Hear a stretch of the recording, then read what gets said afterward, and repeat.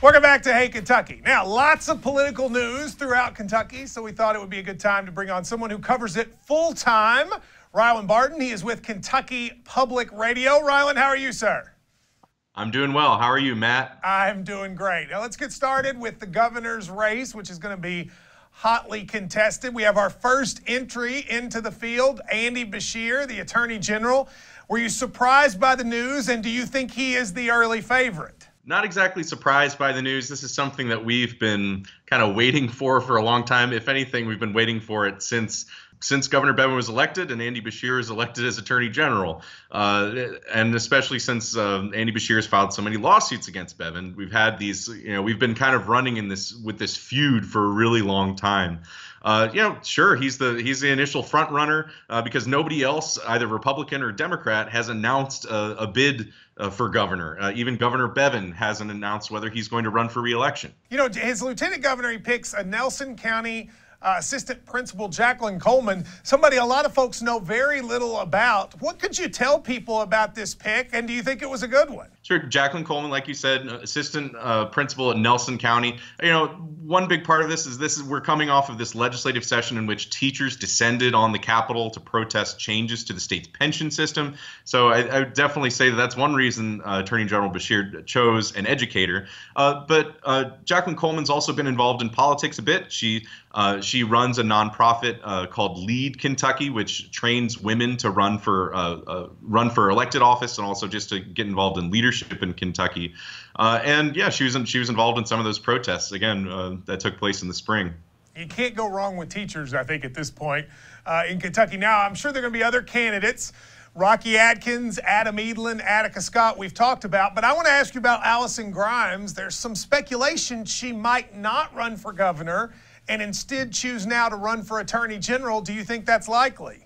It's something that I've heard. That's something we're kind of waiting to see what Democrat would throw their name into the hat for the Attorney General's race. It's a little early for something like that, although we have had a Republican contender for Attorney General since last year, I believe, Whitney Westerfield, who ran for it last time around and lost to Andy Beshear by about 2,000 votes. So yeah, Allison Grimes is a name that's been thrown around. She's also a name that's been thrown around as somebody who might run for governor. Last statewide election she ran was for Secretary of State, which she has now. She's a two-term Secretary of State. Before that, she lost to a U.S. Senate race to Mitch McConnell back in 2014. We mentioned Matt Bevin. I mean, there's this assumption, I think, that when there's a governor that they will run for re-election, yet he has seemingly done nothing to run for re-election. Hasn't raised any money, hasn't filed a committee, all the things that most governors do. Are you hearing, or do you think it's possible that Matt Bevin would decide not to run again? It's possible. And I mean, Governor Bevin is an unusual governor of Kentucky. He's somebody who has really, throughout his campaign, throughout his whole governorship, has marched to the beat of his own drum.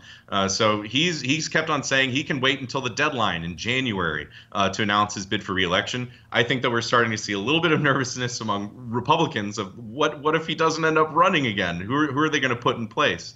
That said, I think there's some question whether he's become so unpopular among teachers that it's that a campaign is going to be bruising not only for him but for Republicans down the ballot. But then again, I'd say a lot of Republicans kind of in the political world are still very excited about him and about, kind of some of the slashing of regulations and kind of pushing the agenda that the legislature has passed over the last couple of years, right to work, charter schools, the tax reform package that we saw this year, the pension changes that we saw this year.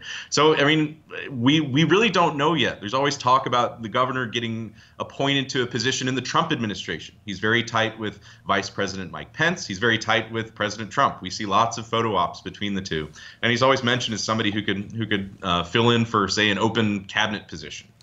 Well, I'll tell you, if Republicans want him to run, that means both parties want him to run, because I think Democrats probably think that's their best chance to win as well. Ryland Barton, Kentucky Public Radio. Follow him on Twitter. He's always got good stuff at RylandKY. Thank you very much for joining us. Thanks a lot, Matt.